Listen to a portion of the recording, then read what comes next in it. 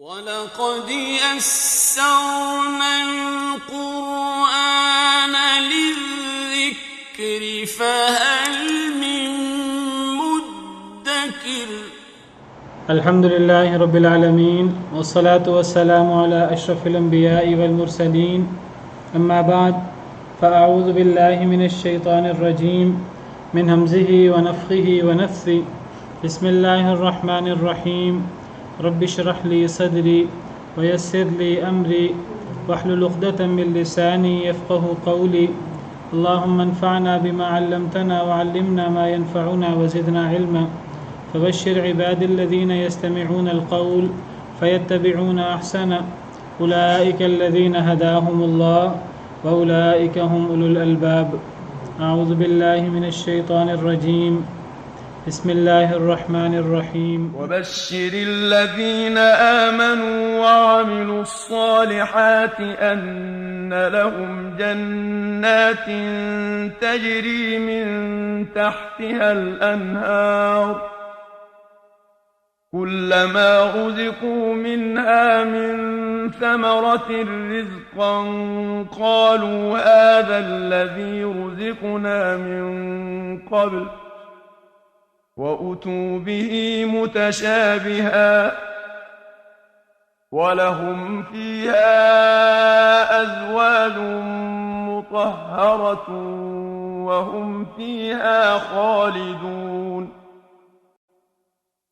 إن الله لا يستحيي أن يضرب مثلا ما بعوضة فما فوقها فأما الذين آمنوا فيعلمون أنه الحق من ربهم وأما الذين كفروا فيقولون ماذا أراد الله بهذا مثلا يضل به كثيرا ويهدي به كثيرا وما يضل به إلا الفاسقين أعوذ بالله من الشيطان الرجيم بسم الله الرحمن الرحيم وبشر الذين آمنوا وعملوا الصالحات أن لهم جنات تجري من تحتها الأنهار.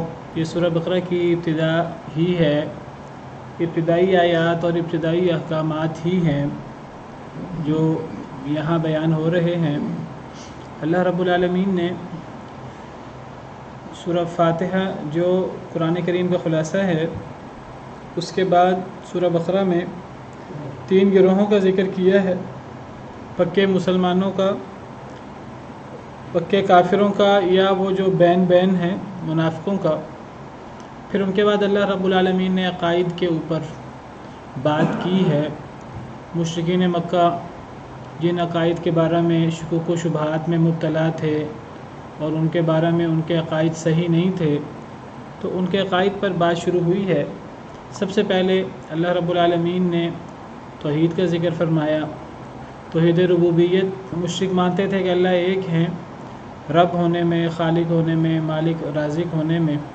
تو اللہ نے فرمایا جس طرح اللہ رب ہونے میں ایک ہیں، ربوبیت میں ایک ہیں، اسی طرح عبادت میں بھی اللہ کو ایک ہی ہونا چاہیے۔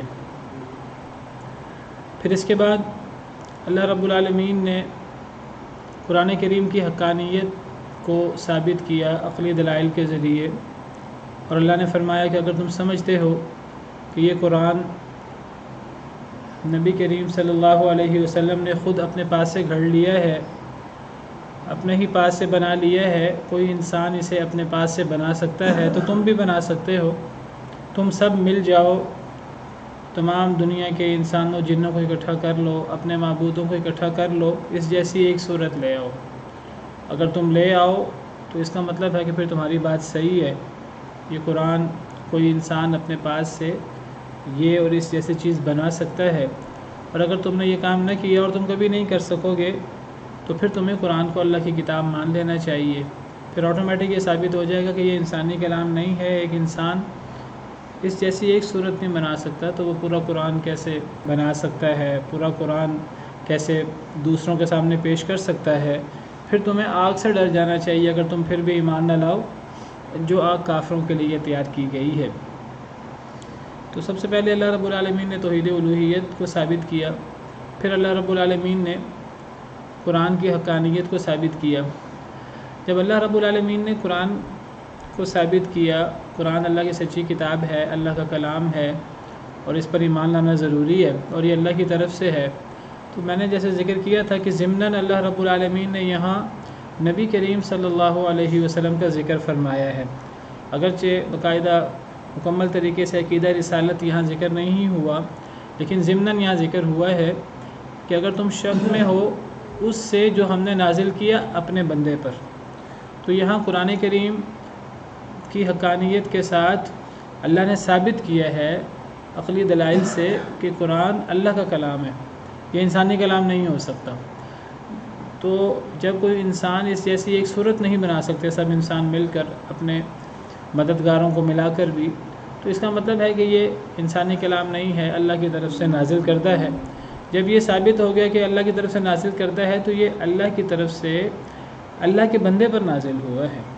تو یہاں علی عبدنا ہمارے بندے سے مراد نبی کریم صلی اللہ علیہ وسلم ہے، اور یہاں قرآن کریم کا ذکر بڑے ایک معجزے کے انداز میں اور ایک بہت بڑی اللہ کی قدرت اور ایک اللہ کی بہت بڑی نشانی کے طور پر اللہ نے ذکر فرمایا، اور اللہ نے اس کی نسبت اپنی طرف فرمائی کہ کوئی انسان اس جیسا کلام نہیں بنا سکتا، یہ تو خالق کا کلام ہے، خالق کی صفت ہے، تو یہ بہت عظمت والا کلام ہے۔ پھر اللہ رب العالمین نے ذکر کیا کہ اللہ نے یہ کلام اپنے بندے پر نازل فرمایا، اس سے نبی کریم صلی اللہ علیہ وسلم پر ایمان لانا ثابت ہوا ضمناً، اور اس سے نبی کریم صلی اللہ علیہ وسلم کا جو مقام ہے وہ ظاہر ہوا، اور یہ بھی پتہ لگا کہ اللہ نے یہاں نبی کریم صلی اللہ علیہ وسلم کی جو صفت بیان فرمائی ہے عبودیت، اللہ کے رسول ہیں، اللہ کی ان پر وحی ہوتی ہے، رسول ہونے کے ساتھ ساتھ وہ اللہ کے بندے ہیں۔ قرآن کریم میں خاص خاص مقامات پر، ایسے مقامات پر جہاں اللہ رب العالمین نے بڑے ہی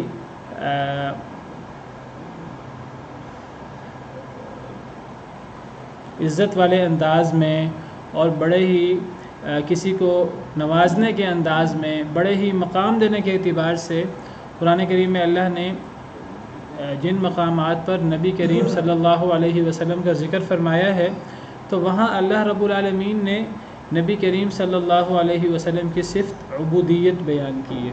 اس سے پتہ لگتا ہے کہ رسالت تو بہت بڑی صفت ہے، عبودیت کی جو صفت ہے یہ کوئی چھوٹی صفت نہیں ہے، یہ بھی بڑی عظیم صفت ہے، کیونکہ مخلوق کے لیے عبد ہونا یہ ایک بہت بڑا اعزاز ہے۔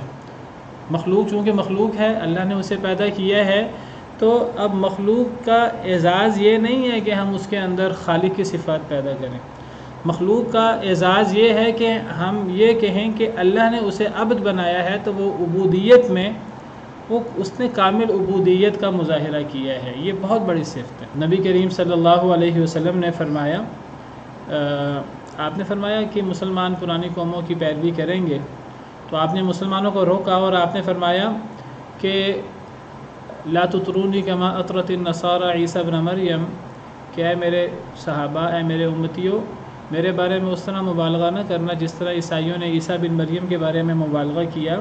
انما انا عبد، میں اللہ کا بندہ ہوں، فقولوا عبد اللہ ورسولہ، اگر مجھے میرا کوئی تذکرہ خیر کرنا ہے تو اس سے زیادہ میرا تذکرہ نہ کرنا کہ میں اللہ کا بندہ ہوں اور اللہ کا رسول ہوں، یہ میرے سب سے بلند مقام میرا ہے عبودیت کا اور رسالت کا۔ اس سے بڑا مقام ایک بندے کے لیے نہیں ہو سکتا۔ خدائی صفات دے دینا یہ زیادتی ہے، غلوب ہے، اللہ کی توہین ہے، تو سب سے بڑا اعزاز بندہ ہونا اور رسول ہونا۔ یہاں اللہ رب العالمین نے قرآن کریم کی حقانیت کا ذکر کیا، تو ساتھ جو نبی کریم صلی اللہ علیہ وسلم کی عظیم صفت بیان فرمائی ہے، جس سے آپ کا بڑا مقام ظاہر ہوتا ہے، علی عبدنا، اگر تم شک میں ہو اس بارے میں جو ہم نے نازل کیا اپنے بندے پر، تو یہ رسول ہونے کے ساتھ ساتھ نبی کریم صلی اللہ علیہ وسلم کی عظیم صفت ہے، جو اللہ بھی جس کا اظہار فرما رہے ہیں کہ آپ نے کامل عبودیت کا مظاہرہ فرمایا۔ تو اس سے پتہ لگتا ہے کہ نبی کریم صلی اللہ علیہ وسلم اور دیگر انبیاء کرام علیہم السلام اللہ کے رسول ہیں، اللہ کی ان پر وحی ہوتی ہے، اللہ نے تمام انسانوں کو چھوڑ کر ان کو چنا ہے وحی کے لیے، کلام کے لیے، اور رسول ہونے کے ساتھ ساتھ وہ اللہ کے بندے ہیں۔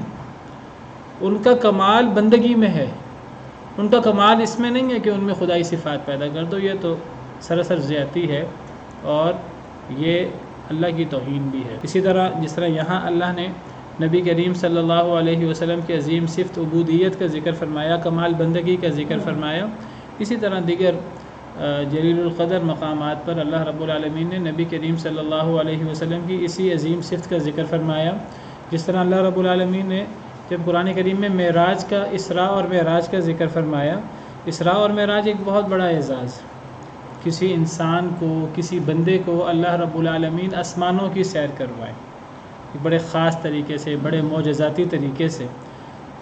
اور پھر کچھ لوگوں نے انکار کیا کفار میں سے، تو اللہ رب العالمین نے ان کا رد کرتے ہوئے فرمایا سبحان الذی اسری بعبدہ لیلا من المسجد الحرام الی المسجد الاقصی، بہت پاک ہے وہ ذات جو رات کو لے گئی اپنے بندے کو من المسجد الحرام الی المسجد الاقصی، مسجد حرام سے مسجد اقصی تک۔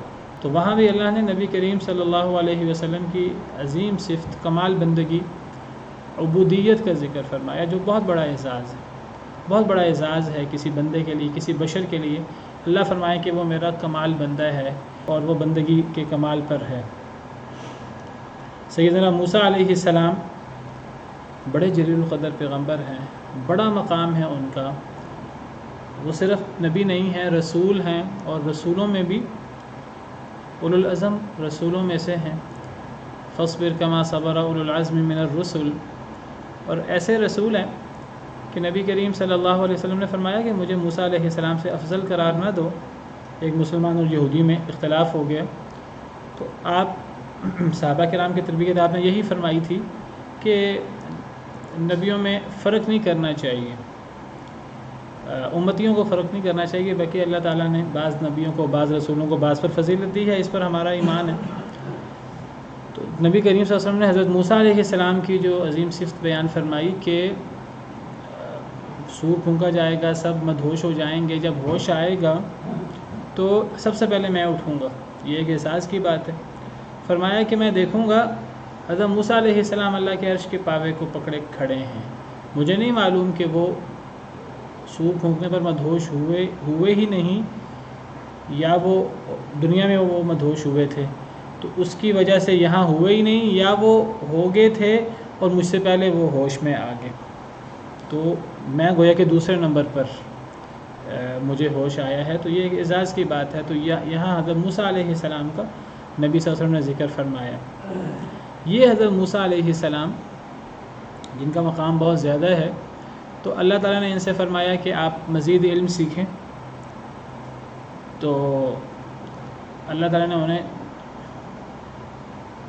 بتایا، نشانی بتائی کہ فلاں جگہ پر، دو سمندروں کے اکٹھے ہونے کی جگہ پر آپ کا استاد ملے گا جس سے آپ نے مزید علم سیکھنا ہے۔ تو اللہ نے قرآن کریم میں ذکر فرمایا ہے فَلَمَّا بَلَغَا مَجْمَعَ بَيْنِهِمَا نَسِيَا حُوتَهُمَا فَاتَّخَذَ سَبِيلَهُ فِي الْبَحْرِ سَرَبًا فَلَمَّا جَاوَزَا قَالَ لِفَتَاهُ آتِنَا غَدَاءَنَا لَقَدْ لَقِينَا مِنْ سَفَرِنَا هَذَا نَصَبًا قَالَ أَرَأَيْتَ إِذْ أَوَيْنَا إِلَى الصَّخْرَةِ فَإِنِّي نَسِيتُ الْحُوتَ وَمَا أَنسَانِيهُ إِلَّا الشَّيْطَانُ أَنْ أَذْكُرَهُ وَاتَّخَذَ سَبِيلَهُ فِي الْبَحْرِ عَجَبًا قَالَ ذَلِكَ مَا كُنَّا نَبْغِ فَارْتَدَّا عَلَى آثَارِهِمَا قَصَصًا فَوَجَدَا عَبْدًا مِنْ عِبَادِنَا۔ یعنی آیات تو کافی زیادہ ہیں۔ وجہ استشہاد یہ ہے کہ جب وہ اس جگہ پر پہنچے جہاں دو سمندر ملتے تھے، حضرت موسیٰ اور ان کے ساتھ ان کا ایک نوجوان ساتھی تھا، ان کا مددگار تھا، ان کا خادم آپ کہہ لیجیے، حضرت یوشع بن نون واللہ اعلم۔ تو جب وہ اس جگہ پر پہنچے تو پھر وہاں وہ عجیب واقعہ ہوا، اور پھر حضرت یوشع بن نون نے وہ واقعہ دیکھا اور وہ واقعہ حضرت موسیٰ کو بتانا بھول گئے۔ پھر آگے جا کر حضرت موسیٰ کو بتایا، حضرت موسیٰ نے کہا وہی تو ہم تلاش کر رہے تھے، پھر واپس پلٹے تو اللہ فرماتے ہیں فَوَجَدَ عَبْدًا مِّنْ عِبَادِنَا، تو وہاں انہوں نے ہمارے بندوں میں سے ایک بندے کو دیکھا۔ اب دیکھیے کہ یہاں اس عظیم شخصیت کا ذکر ہو رہا ہے کہ جسے سیدنا موسیٰ علیہ السلام جیسے عظیم نبی، عظیم رسول، اولوالعزم رسول کے استاد بننے کا اعزاز حاصل ہو رہا ہے، اور اللہ اس کا مقام کیا بیان فرما رہے ہیں، فَوَجَدَ عَبْدًا مِّنْ عِبَادِنَا، انہوں نے ہمارے بندوں میں سے ایک بندے کو دیکھا، یہ ہمارے بندوں میں سے ایک بندے کو پایا، آتَيْنَاهُ رَحْمَةً مِّنْ عِنْدِنَا، جسے ہم نے اپنے پاس سے رحمت دے رکھی تھی، وَعَلَّمْنَاهُ مِن لَّدُنَّا عِلْمًا، جنہیں ہم نے اپنے پاس سے علم سکھا رکھا تھا، سیدنا خضر علیہ السلام۔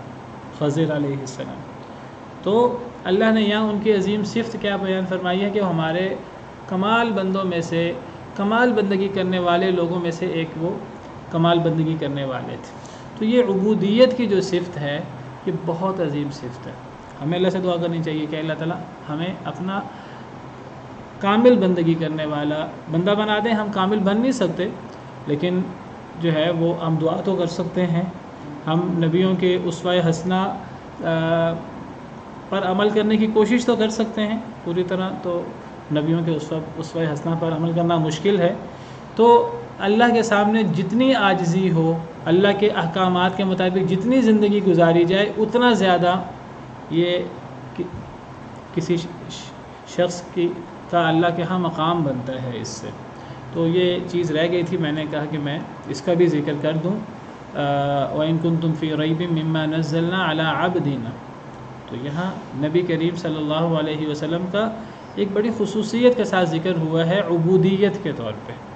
تو یہ عبودیت بڑی عظیم صفت ہے، اور یہ حاصل ہوتی ہے بندگی کرنے سے، زیادہ سے زیادہ عاجز ہونے سے، زیادہ سے زیادہ اللہ کے سامنے جھکنے سے۔ یہ تکبر سے، تعلی سے، انا سے، غرور سے یہ نہیں آتی، اس سے وہ پھر شیطان والا کام ہوتا ہے۔ شیطان نے تکبر اور غرور کیا تھا، نبیوں کا کام ہے کہ وہ بندگی کا مظاہرہ کرتے ہیں۔ جی آج یہ چیز دیکھنی تھی تیسری کو، انہوں نے عبد کے معنی میں عبد کے معنی کو غلام کے صرف کیا تھا، اللہ کا غلام، غلام کہیں، بندہ کہیں، مراد یہ ہے کہ اللہ کے سامنے جھکا ہوا، اللہ کے ہر بات پہ لبیک کہنے والا، اللہ کا غلام کہہ لیں، اللہ کا عاجز بندہ کہہ لیں، ٹھیک ہے جی۔ تو اللہ کی ہر بات پر سر تسلیم خم کرنے والا، جس کے اندر عاجزی اور انکساری ہو، جس کے اندر تعلی اور غرور نہ ہو، تکبر نہ ہو۔ لیکن نبیوں سے بڑھ کر نیک کون ہو سکتا ہے؟ لیکن آپ دیکھیں کہ قرآن کریم میں نبیوں کی زندگی کا، نبیوں کے حالات کا مطالعہ کریں، اپنے اوپر نبیوں کو اعتماد ہوتا ہے، اور نبی ہر طرح سے اللہ کے نافرمانی سے بچنے کی کوشش کرتے ہیں، لیکن آپ قرآن کریم میں انداز دیکھیں تو بڑا ہی عاجزانہ انداز نبیوں کا ملتا ہے۔ حضرت یوسف علیہ السلام ایک مثال ہے، ایک نمونہ ہے نوجوانوں کے لیے۔ سورہ یوسف پڑھ لیجئے، کتنا اللہ نے بہترین قصہ بیان فرمایا۔ تو حضرت یوسف علیہ السلام اللہ سے کیا دعا کرتے ہیں؟ قال رب السجن احب الی مما یدعوننی الی، کہ اے اللہ یہ عورتیں مجھے جس طرف بلا رہی ہیں۔ حضرت یوسف علیہ السلام کو اللہ نے اتنا ایمان اور اتنا یقین دیا تھا کہ وہ بچے ان فتنوں سے۔ تو زلیخا یا جو بھی عزیز مصر کی بیوی ہے، اس کے ساتھ جو واقعہ ہوا، وہاں اللہ نے حضرت یوسف علیہ السلام کو سرخرو کیا۔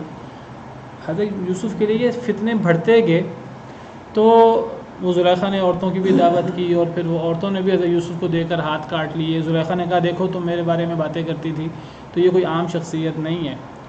اب وہ عورتیں بھی عجیب و غریب فتنے میں مبتلا۔ تو حضرت یوسف علیہ السلام کو بھروسہ تھا اپنے اوپر اور اپنے ایمان پر، لیکن آپ انداز دیکھیے نبیوں کا، عاجزی کا اور کمال بندگی کا۔ فرماتے ہیں ربی السجن احب الی مما یدعوننی الی، اے اللہ مجھے قید، انہوں نے دھمکی دی اگر ہمارے کہنے پر نہ چلے تو پھر قید میں جانا پڑے گا۔ حضرت یوسف کہنے لگے اے اللہ مجھے قید زیادہ محبوب ہے اس سے جس طرف مجھے یہ بلا رہی ہیں، اور ساتھ کہتے ہیں وَإِلَّا تَصْرِفْ عَنِّي كَيْدَهُنَّ أَصْبُ إِلَيْهِنَّ وَأَكُن مِّنَ الْجَاهِلِينَ، اے اللہ اگر آپ نے مجھے ان کی چالوں سے نہ بچایا تو میں ان کی طرف مائل نہ ہو جاؤں اور میں پھر جاہلوں میں سے نہ ہو جاؤں۔ حالانکہ پہلے بھی یہ فتنہ ہوا، اور حضرت یوسف اللہ کی دین سے اور اللہ کی توفیق سے اس فتنے سے بچے، اور پھر کئی دفعہ فتنہ رونما ہوا، حضرت یوسف بچتے رہے، لیکن دیکھیے اللہ کے سامنے بات کرنے کا انداز کیا ہے اور اللہ کے سامنے عاجزی کا اظہار کیا ہے، کتنے عاجزی کے ساتھ وہ بات کر رہے ہیں، اور کوئی ایسا انداز نہیں ہے کہ اے اللہ پہلے بھی بچا ہوں آئندہ بھی بچ جاؤں گا، نہیں، اے اللہ آپ اگر مجھے بچائیں گے تو میں بچ جاؤں گا، اگر آپ نے مجھے ان کے فتنے سے نہ بچایا، کہیں میں ان کی طرف مائل نہ ہو جاؤں، کہیں میں پھر جاہل لوگوں میں سے نہ ہو جاؤں۔ تو آپ یہ نبیوں کا انداز دیکھیں گے، آپ کو نبیوں کا انداز ایسا ہی عاجزانہ نظر آئے گا، اللہ کے سامنے عاجزی کا اظہار اور اللہ کے سامنے کمال بندگی کا اظہار۔ اللہ فرماتے ہیں حضرت ابراہیم علیہ السلام سے، اذ قال له رب اسلم، اے ابراہیم مطیع ہو جا، قال اسلمت لرب العالمین، وہ کہتے ہیں اے اللہ میری گردن جھکی ہے، یہ کبھی اٹھے گی نہیں آپ کے سامنے، آپ کا حکم ہو، جو حکم کریں گے میں مانوں گا۔ تو یہ ہے کمال بندگی جو جس کا نبیوں نے اور رسولوں نے مظاہرہ کیا ہے، اور جس کے اندر یہ جتنی زیادہ ہے اللہ نے اس کو اتنا ہی بلند کیا ہے، اس کے اندر کوئی کسی کی حقارت نہیں ہے اور کوئی تذلیل نہیں ہے کسی کی۔ جو بندہ اللہ کے سامنے جتنا جھکتا ہے اللہ اس کو اتنی بلندی عطا فرماتے ہیں۔ من تواضع للہ رفعہ اللہ، جو اللہ کے جتنا اللہ کے سامنے بندگی کا مظاہرہ کرے اس کا مقام آسمانوں سے بھی بلند ہو جاتا ہے۔ فرمایا وبشر الذین آمنوا وعملوا الصالحات، پیچھے ذکر ہوا کہ اگر تم قرآن کو نہیں مانو گے، قرآن پر ایمان نہیں لاؤ گے، تو پھر تمہارے لیے جہنم تیار ہے۔ جب جہنم کا ذکر فرمایا کفار کے لیے، تو پھر اللہ رب العالمین کی سنت مبارکہ آپ 22-23 پارے پڑھ چکے ہیں، پورے قرآن کریم میں آپ کو اللہ کی سنت مبارکہ ملے گی، جہاں جنت کا ذکر ہوگا وہاں جہنم کا ذکر ہوگا، جہاں جہنمیوں کا ذکر ہوگا وہاں ساتھ جنتیوں کا ذکر ہوگا، یہ بتانے کے لیے کہ نہ تو اللہ سے انسان اتنا زیادہ خوف کھائے کہ امید ہی ختم ہو جائے، یہ بھی گمراہی ہے، اور نہ ہی انسان اللہ کی رحمتوں کی امید میں اتنا مبتلا ہو جائے کہ انسان کو اللہ کا ڈر ہی ختم ہو جائے، یہ بھی گمراہی ہے۔ صرف امید کرنا یہ بھی جو ہے ایک گمراہی ہے، اور صرف اتنا ڈرنا کہ انسان مایوس ہی ہو جائے اللہ کی رحمت سے، یہ بھی کفر ہے۔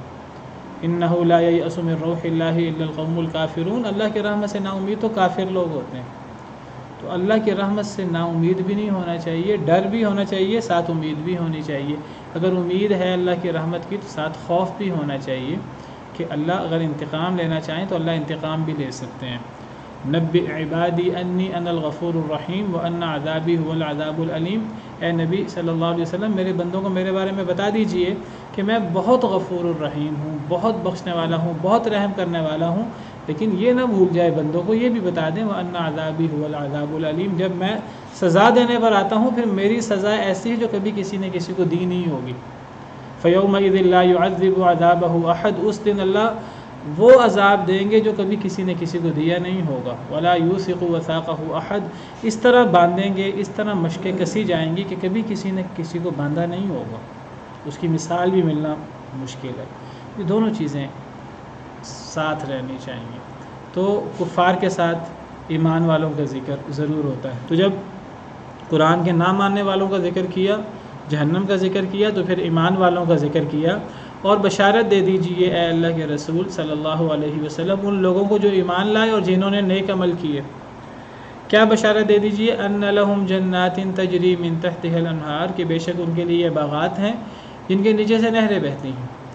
تو ایک طرف سخت ترین عذاب ہے قرآن کے نہ ماننے پر، اور جو مانتے ہیں، جو ایمان رکھتے ہیں اللہ پر، اللہ کے بارے میں جو کچھ قرآن و حدیث میں آیا ہے اس پر، اللہ کی صفات پر، قرآن کریم پر، اللہ رب العالمین کی وحی پر، اللہ رب العالمین کی کتابوں پر، اللہ رب العالمین کے رسولوں پر، نبی کریم صلی اللہ علیہ وسلم پر، آخرت پر، ایمان میں جو چیزیں شامل ہیں، ایمان کے جو ارکان ہیں وہ سب شامل ہیں۔ ایمان کا مطلب صرف یہ نہیں ہے کہ اپنی مرضی کی چیزیں مان لینا، صرف اللہ کو مان لینا۔ بعض لوگ سمجھتے ہیں کہ ایمان کے اندر صرف اللہ کو رب مان لینا کافی ہے۔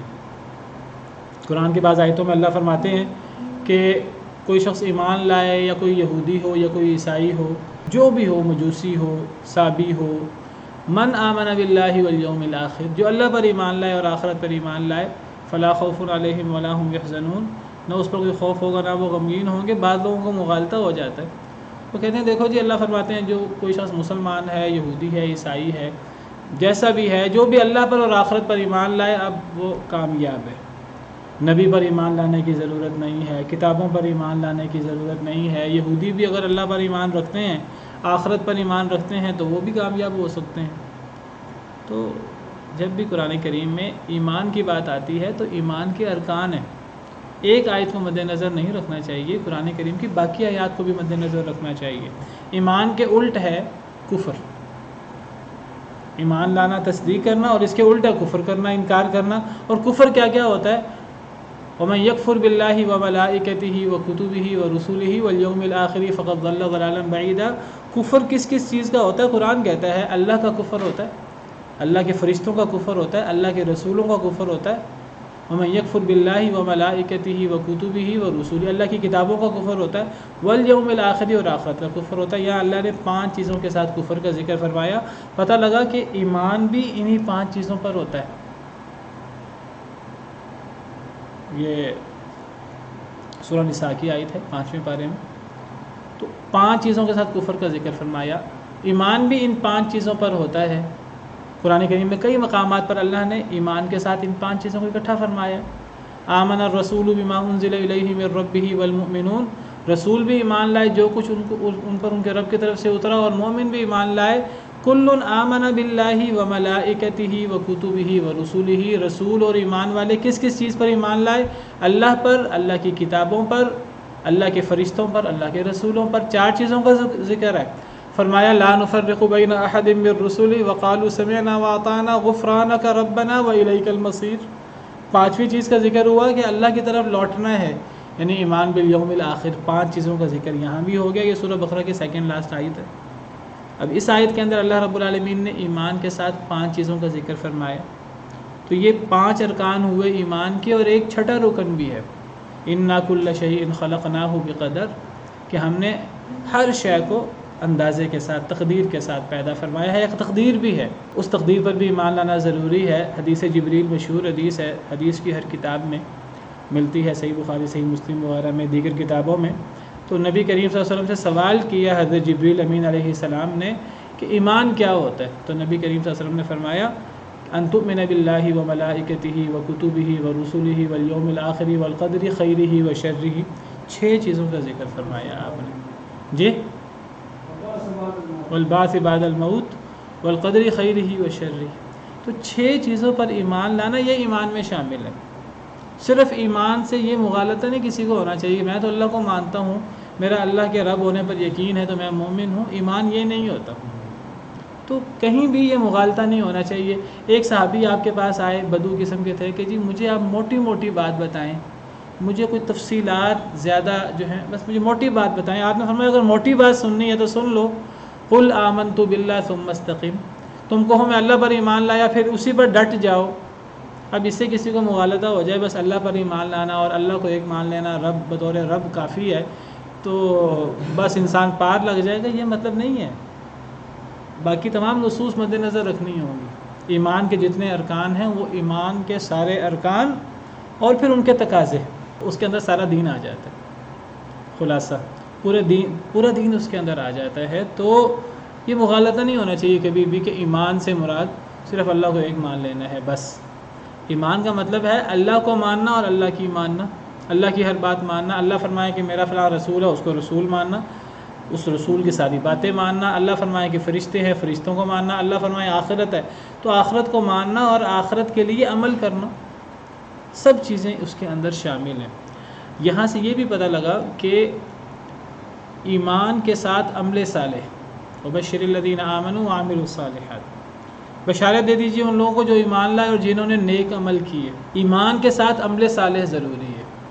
صرف اگر ایمان ہو دل کے اندر، ایمان کا تعلق تو دل کے ساتھ ہے نا، اللہ پر ایمان ہو، فرشتوں پر ایمان ہو، رسولوں پر ایمان ہو، آخرت پر ایمان ہو، کتابوں پر ایمان ہو یا تقدیر پر ایمان ہو، ایمان کا تعلق تو دل کے ساتھ ہے۔ تو صرف دل میں ایک بندہ ایمان لے آئے تو اس کے کچھ عملی تقاضے ہوتے ہیں، اس کو کچھ کر کے دکھانا ہوتا ہے۔ ایمان صرف دل کے فعل کا یا زبان کے قول کا نام نہیں ہے، ایمان کے کچھ عملی تقاضے ہیں۔ یہ اہل سنہ والجماعہ کا مشہور عقیدہ ہے، متفق عقیدہ ہے، الایمان قول و عمل، ایمان تو قول اور عمل دونوں کا نام ہے، صرف قول کا نام، صرف دل کی تصدیق کا نام ایمان نہیں ہے۔ انسان منہ سے کچھ کہے تو عمل کر کے دکھائے۔ قرآن کریم میں جگہ جگہ آپ کو ایمان کے ساتھ عمل صالح کا ذکر ملے گا۔ زبان سے آپ اقرار کرتے رہیں اور عمل نہ ہو، اللہ معاف کرے، یہ تو نفاق ہے۔ پیچھے ہم پڑھ آئے ہیں تیسرا گروہ، وَمِنَ النَّاسِ مَن يَقُولُ آمَنَّا بِاللَّهِ وَبِالْيَوْمِ الْآخِرِ وَمَا هُمْ بِمُؤْمِنِينَ، ایسے لوگ بھی ہیں جو کہتے ہیں ہم اللہ پر اور آخرت پر ایمان لاتے ہیں، حالانکہ وہ مومن نہیں ہیں، کیونکہ ان کا عمل ان کے اس قول کی گواہی نہیں دے رہا۔ تو قول اور عمل ایک دوسرے کے مطابق ہونا چاہیے، تو ایمان کے ساتھ عمل بھی ہونا چاہیے۔ اللہ نے قرآن کریم کی کئی آیات میں اعمال کو ایمان قرار دیا ہے۔ سورہ بقرہ میں ہی دوسرے پارے کے شروع میں ایک مقام پر اللہ رب العالمین نے نماز کا ذکر فرمایا، جو ایک عمل ہے، سب اس کو عمل مانتے ہیں، اس کا تعلق صرف دل سے کسی چیز کو مان لینے کا نام نہیں ہے۔ نماز تو ایک عملی چیز ہے، دن میں 5 دفعہ پڑھنی پڑتی ہے۔ تو صحابہ کرام کو جب قبلہ چینج ہوا تو صحابہ کرام کے ذہن میں اشکال پیدا ہوا کہ جو نمازیں ہم پڑھ چکے ہیں دوسرے قبلے کی طرف، تو وہ نمازیں ہماری ضائع تو نہیں ہو گئیں؟ تو اللہ رب العالمین نے کیا فرمایا؟ وَمَا كَانَ اللَّهُ لِيُضِيعَ إِيمَانَكُمْ، اللہ تمہارے ایمان کو کبھی ضائع نہیں کرے گا۔ اور یہاں ایمان سے مراد نماز کی بات ہو رہی ہے، نماز اور قبلے کی بات ہو رہی ہے۔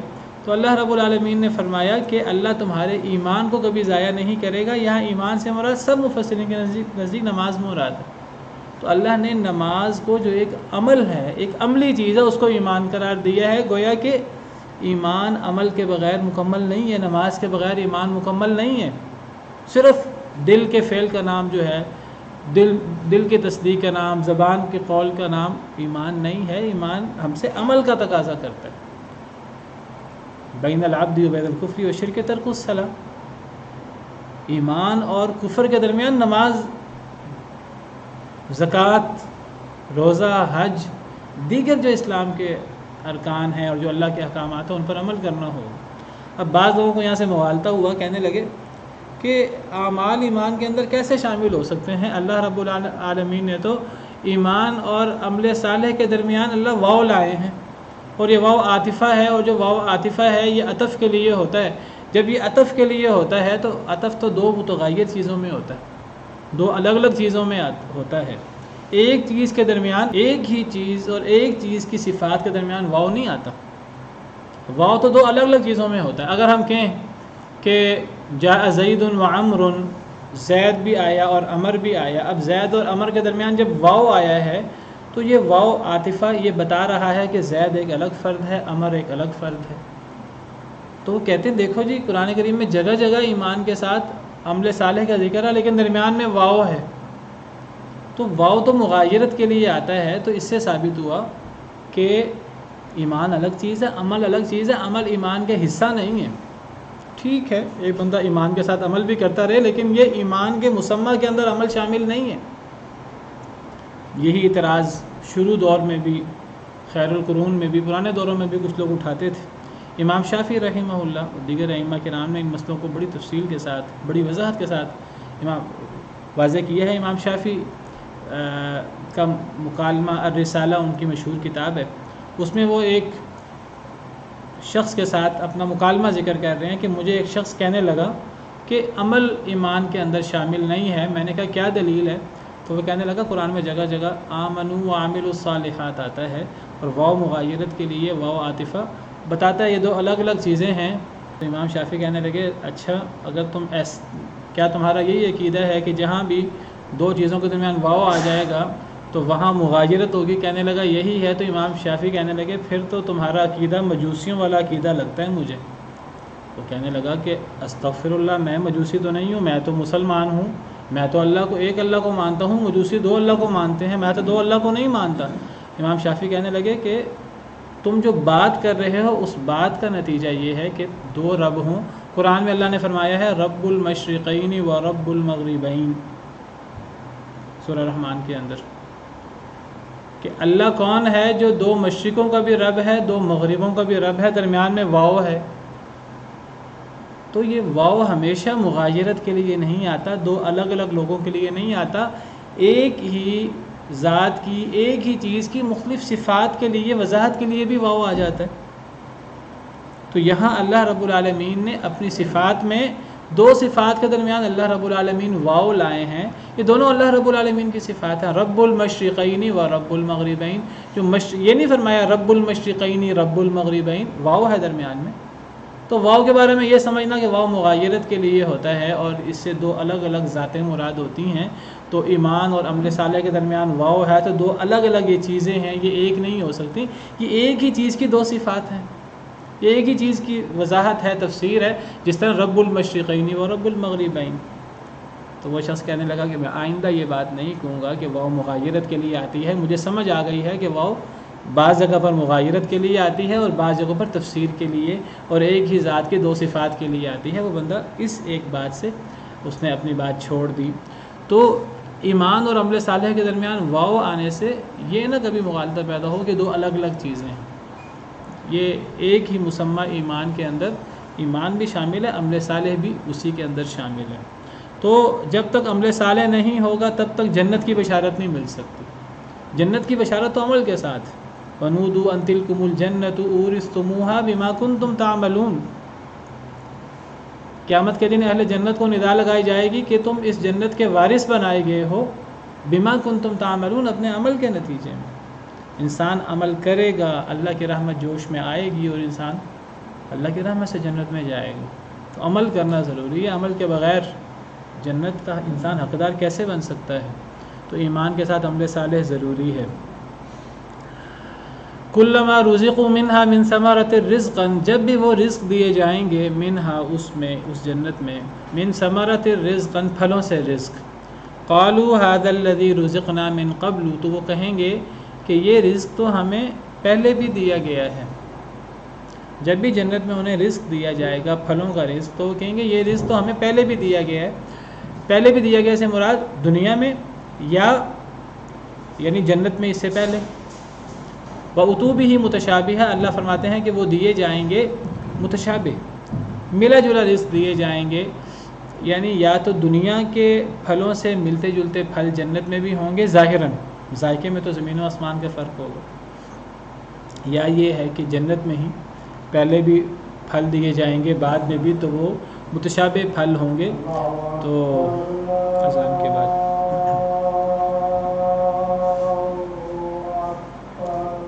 بات ہو رہی تھی کہ جنت میں اہل جنت کو ہر قسم کا رزق دیا جائے گا، ہر قسم کی نعمت دی جائے گی، پھلوں کا رزق دیا جائے گا. تو اہل جنت کہیں گے یہ رزق ہمیں پہلے بھی دیا گیا ہے. دنیا میں بھی مراد ہو سکتا ہے اور پہلے بھی سے مراد جنت میں بھی ہو سکتا ہے. جنت میں بار بار رزق ہوگا.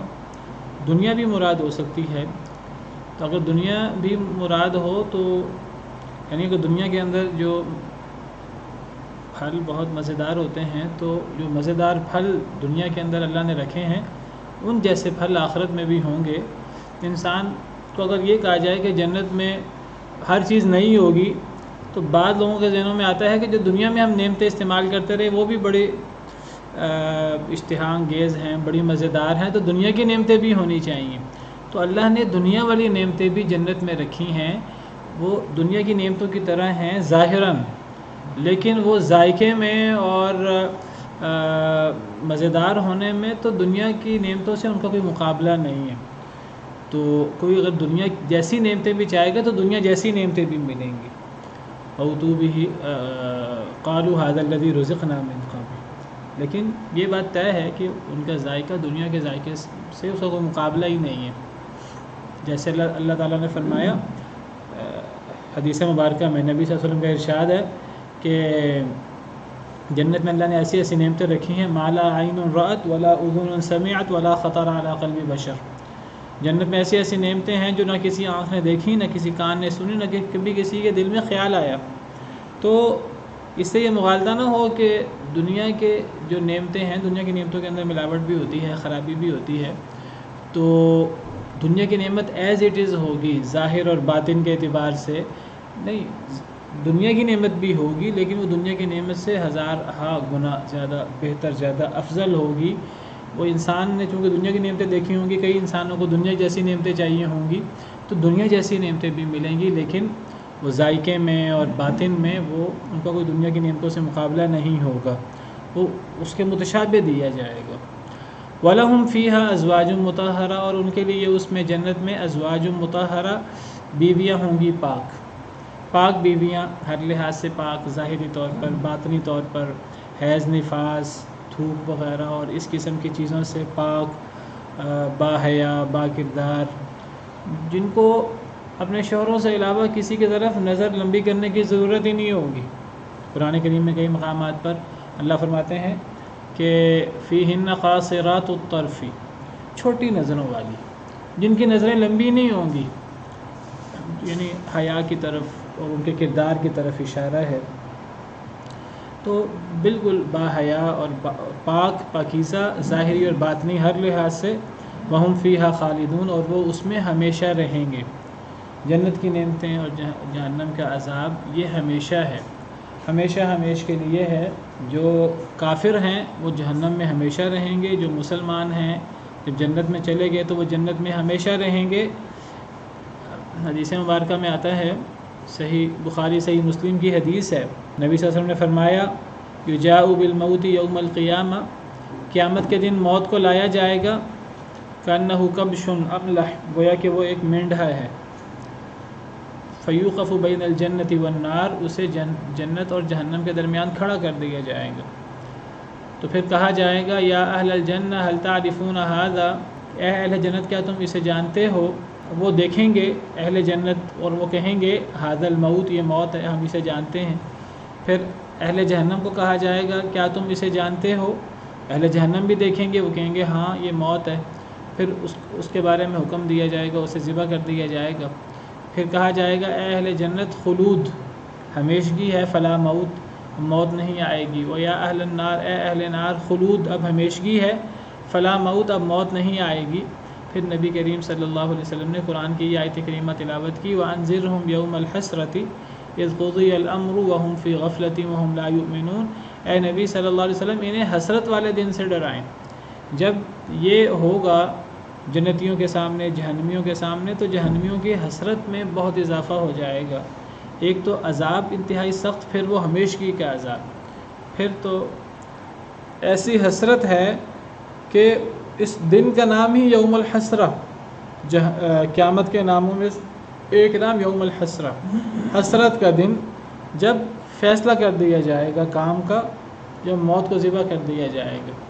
آج لوگ غفلت میں ہیں، آج لوگ ایمان نہیں لا رہے، تو پھر ہمیشگی ہے۔ باقی یہ ہمیشگی جیسے میں نے ذکر کیا، جو جنت میں چلا گیا وہ ہمیشہ کے لیے جنت میں، جو جہنم میں چلا گیا اگر وہ کافر ہو، مشرک ہو، تو اس جہنم میں ہمیشہ کے لیے چلا گیا۔ باقی اگر کوئی مومن، اگر وہ موحد ہے لیکن اس سے کوئی برے اعمال سرزد ہوئے ہیں اور اللہ رب العالمین نے اسے معاف نہیں کیا اور اسے سزا بھگتنے کے لیے جہنم میں بھیج دیا ہے، تو ایسے لوگ جہنم سے اپنی سزا بھگت کر پھر جنت میں آ جائیں گے۔ اس کے الگ دلائل ہیں، الگ نصوص ہیں اس کے لیے۔ ان اللہ لا یستحی ان یضرب مثلا ما بعوضۃ فما فوقها، بے شک اللہ تعالیٰ نہیں شرماتے کہ وہ بیان کریں مثال ما بعوضۃ، جو مچھر کی ہو، فما فوقها، یا اس سے بھی اوپر۔ اللہ کو کوئی شرم محسوس نہیں ہوتی کہ اللہ مچھر کی مثال پیش کریں یا اس سے بھی اوپر کی۔ جب اللہ رب العالمین نے کفار انکار کرتے تھے قرآن کا، نبی کریم صلی اللہ علیہ وسلم پر اترنے والی وحی کا، اور وہ کہتے تھے کہ وہ یہ نبی اپنے پاس سے ہی لے آئے ہیں، محمد صلی اللہ علیہ وسلم اپنے پاس سے ہی لے آئے ہیں، ام یقولون افترا، اپنے پاس سے گھڑ لیا ہے۔ اللہ رب العالمین نے عقلی نقلی دلائل سے ثابت کیا کہ قرآن اپنے پاس سے گھڑا نہیں جا سکتا، اگر گھڑا جا سکتا ہے تو تم سب مل کر ایک صورت بنا کے لے آؤ۔ اس کا کوئی جواب نہیں ہے ان کے پاس۔ انہوں نے نئے اعتراض کر دیے، انہوں نے کہا اچھا اگر یہ اللہ کا کلام ہے تو اللہ تو اتنے عظیم ہیں، تو قرآن میں چھوٹے چھوٹے جانوروں کی، چھوٹے چھوٹے مخلوقات کی بات ہے، اگر یہ اللہ کی طرف سے ہو تو اس میں بڑی بڑی مخلوقات کی بات ہونی چاہیے. اعتراض کر دیا کیا کبھی مکھی کی بات ہے, کبھی مکڑی کی بات ہے, کبھی مچھر کی بات ہے. تو اللہ رب العالمین فرماتے ہیں اللہ کو کوئی اس میں شرم محسوس نہیں ہوتی, کوئی حیا محسوس نہیں ہوتی کہ اللہ رب العالمین مچھر کی مثال میں. کیونکہ شرم اور حیا تو تب آئے جب مچھر اور مکھی کو پیدا کرنا آسان ہو, جب مچھر اور مکھی کے اندر جو ہے وہ اللہ نے اتنے سسٹم اور اتنے نظام بنا دیے ہیں. تو یہ مچھر اور مکھی کو پیدا کرنا بھی بہت عظیم قدرت ہے. اگر یہ اتنا ہی آسان ہے تو مکھی پیدا کر کے دکھا دیں, مچھر پیدا کر کے دکھا دیں. تو مچھر اور مکھی کے اندر اللہ کی کتنی عظیم قدرتیں ہیں. آج سائنسدانوں نے, سائنس نے ہمیں بہت کچھ بتایا ہے مچھر کے بارے میں, مکھی کے بارے میں, شہد کی مکھی کے بارے میں, مچھر کے بارے میں. اللہ کی عظیم قدرت جو ہے وہ پتہ نہیں کتنے دل ہوتے ہیں مچھر کے, میں نے کہیں پڑھا تھا شاید ایک سے زیادہ دل ہوتے ہیں اس کے, اور کیا کیا نظام ہے اس کے اندر, انسان حیران رہ جاتا ہے. تو اللہ کو کوئی شرم محسوس نہیں ہوتی کہ اللہ مثال بیان کریں مچھر کی یا اس سے بھی اوپر کی چیز کی. اس سے بھی اوپر کی چیز سے مراد بعض مفسرین نے معنی کیا ہے مچھر کی یا مچھر سے اوپر. اوپر سے مراد ظاہراً اوپر یعنی مچھر کے اوپر ظاہراً اس کا پر ہیں, اس کے بازو ہیں جو مچھر کے مجموعی حجم سے بھی چھوٹے ہیں, اس کا بھی جز ہیں. اوپر سے مراد ظاہری طور پر مچھر کے اوپر اس کے پر ہیں, اس کے بازو وغیرہ ہیں جو مچھر کی مجموعی جسامت سے بھی بہت چھوٹے ہیں. تو اللہ کو اس میں بھی کوئی شرم نہیں ہے کہ اللہ مچھر کی مثال پیش کریں یا مچھر کے پر کی مثال پیش کریں. اللہ کو اس میں کوئی شرم نہیں ہے کیونکہ اس میں اللہ کی عظیم کاریگری چھپی ہوئی ہے. یہ بھی معنی ہو سکتا ہے فما فوقہا, اور یہ بھی معنی ہو سکتا ہے مچھر سے بھی اوپر کی چیز. مچھر سے اوپر کی چیز, یہاں مچھر ایک چھوٹی چیز, ایک اعتراض کے طور پر مچھر کا ذکر ہوا ہے.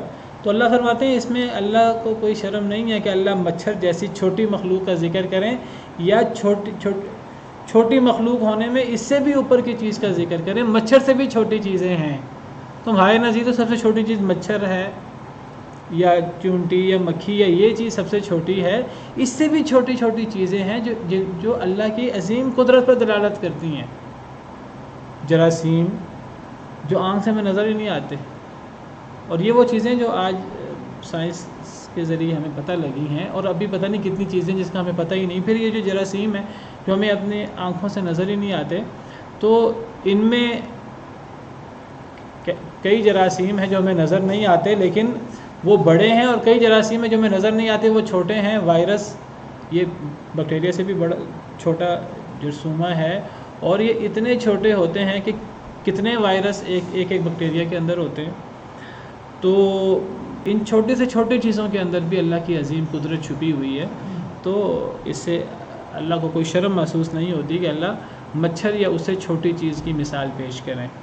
فَأَمَّا الَّذِينَ آمَنُوا فَيَعْلَمُونَ أَنَّهُ الْحَقُّ مِنْ رَبِّهِمْ, جو لوگ ایمان لائے وہ جانتے ہیں کہ یہ حق ہے, ان کے رب کی طرف سے ہے. قرآن ان کے رب کی طرف سے ہے. قرآن میں بڑی مخلوقات کی بات ہو, چھوٹی مخلوقات کی بات ہو, ہر ایک کے اندر اللہ کی کاریگری ہے, اللہ کی عظیم قدرت ہے. ایمان والوں کو تو ایمان ہے, یقین ہے کہ اللہ کی طرف سے ہے. وَأَمَّا الَّذِينَ كَفَرُوا, جہاں تک کافروں کا معاملہ ہے, فَيَقُولُونَ مَاذَا أَرَادَ اللَّهُ بِهَذَا مَثَلًا, وہ کہتے ہیں اللہ نے اس مثال سے کیا ارادہ فرمایا. ان کو سمجھ ہی نہیں آتی, حالانکہ ہر مثال کے اندر, مکھی کی مثال ہو یا مچھر کی مثال ہو, اس کے اندر عظیم قدرتیں ہیں اللہ کی, اس کے اندر عظیم حکمتیں ہیں. لیکن جو کافر ہے اس کو سمجھ نہیں آتی, اس نے تو اعتراض کرنا ہے. اللہ فرماتے ہیں یضل بہ کثیرا ویہدی بہ کثیرا, اللہ گمراہ کر دیتا ہے اس کے ذریعے, اس قرآن سے یا اس قرآن میں موجود مثالوں سے جس پر یہ اعتراض کرتے ہیں. اللہ گمراہ کر دیتا ہے اس کے ذریعے بہت زیادہ لوگوں کو, ویہدی بہ کثیرا, اور ہدایت دے دیتا ہے اس کے ذریعے بہت زیادہ لوگوں کو. یہ قرآن جس کو اللہ نے ہدایت کے لیے اتارا ہے, کئی دفعہ یہ قرآن لوگوں کے لیے گمراہی کا باعث بن جاتا ہے. جس طرح یہ لوگوں کے لیے ہدایت کا باعث بنتا ہے, یہ قرآن لوگوں کے لیے گمراہی کا باعث بنتا ہے. کب؟ جب لوگ قرآن کو ہدایت حاصل کرنے کے لیے نہ پڑھیں, جب قرآن کے اندر عیب تلاش کرنے کے لیے پڑھیں اور پہلے ہی دل میں ہو کہ ہم نے نہیں ماننا, تو وہ قرآن سے ہدایت کی بجائے انہیں گمراہی نصیب ہوتی ہے. اور اللہ نے جب ہدایت اور گمراہی کا ذکر کیا قرآن کے واسطے سے، گمراہی کا ذکر پہلے کیا ہے. زیادہ لوگ گمراہ ہوتے ہیں قرآن سے جب وہ قرآن کو ہدایت حاصل کرنے کے لیے نہ پڑھیں، جب بری نیت کے ساتھ، غلط نیت کے ساتھ قرآن کو پڑھیں تو اللہ قرآن کے ذریعے ہی انہیں گمراہ کر دیتا ہے. ان مثالوں کے ذریعے اللہ انہیں گمراہ کر دیتا ہے. وَيَهْدِي بِهِ كَثِيرًا، اور اس قرآن کے ذریعے، انہی مثالوں کے ذریعے اللہ بہت سے لوگوں کو راہ حق کی طرف لے آتے ہیں. اللہ گمراہ کرتے ہیں اور اللہ ہدایت دیتے ہیں. کیا کفر اور ضلالت بھی اللہ کی طرف سے ہوتی ہے؟ تو وقت کم ہے، ٹائم ختم ہو گیا. میں اس بارے میں انشاءاللہ کل بات کروں گا تفصیل سے. وَمَا يُضِلُّ بِهِ إِلَّا الْفَاسِقِينَ، اللہ نے فرما دیا کہ اللہ قرآن سے کبھی بھی فاسقوں کو گمراہ نہیں کریں گے، کبھی بھی مومنوں کو گمراہ نہیں کریں گے. نہیں اللہ گمراہ کرتے اس کے ذریعے مگر فاسقوں کو. جو فاسق ہوگا وہ قرآن سے گمراہ ہوگا جو اصل میں ہدایت حاصل کرنا چاہتا ہی نہیں ہے، جو اصل میں برے راستے کی طرف ہی جانا چاہتا ہے. اللہ کا اصول ہے کہ جو برے راستے کی طرف جاتا ہے اللہ اس کو برے راستے کی طرف لے جاتے ہیں. نُوَلِّهِ مَا تَوَلَّى. ہاں جو ہدایت چاہے گا، اللہ ہدایت چاہنے والوں کو کبھی گمراہ نہیں کرتے قرآن سے. اللہ فسق و فجور کرنے والوں کو، فسق کا لفظی مطلب ہوتا ہے الخروج عن طاعت اللہ، اللہ کی اطاعت سے نکل جانا. فسق کا اطلاق گناہ گار پر بھی ہوتا ہے، ایک نیک شخص گناہ گار ہو اس پر بھی ہوتا ہے، اور فسق کا اطلاق ایک بڑی نافرمانی پر جس کو کفر اور شرک کہتے ہیں اس پر بھی ہوتا ہے. یہاں فسق سے مراد کافر اور مشرک ہے. آیات کے اس آیت کریمہ کے سیاق و اسباق سے پتہ لگ رہا ہے کہ یہاں فاسق سے مراد کافر ہے. تو جو ہدایت چاہتا ہی نہیں ہے، جو اپنے کفر میں غرق رہنا چاہتا ہے، اللہ ان لوگوں کو گمراہ کرتے ہیں قرآن سے. جو ہدایت چاہتا ہے اللہ کی طرف ایک قدم بڑھتا ہے، اللہ اس کی طرف 2 قدم بڑھتے ہیں. اللہ اس کو جو ہے وہ ہدایت دیتے ہیں قرآن سے. تو جو ہدایت چاہتا ہو اللہ اس کو گمراہ نہیں کرتے. باقی تفصیلات انشاءاللہ کل. سبحان ربک رب العزت عما یصفون وسلام علی المرسلین والحمد للہ رب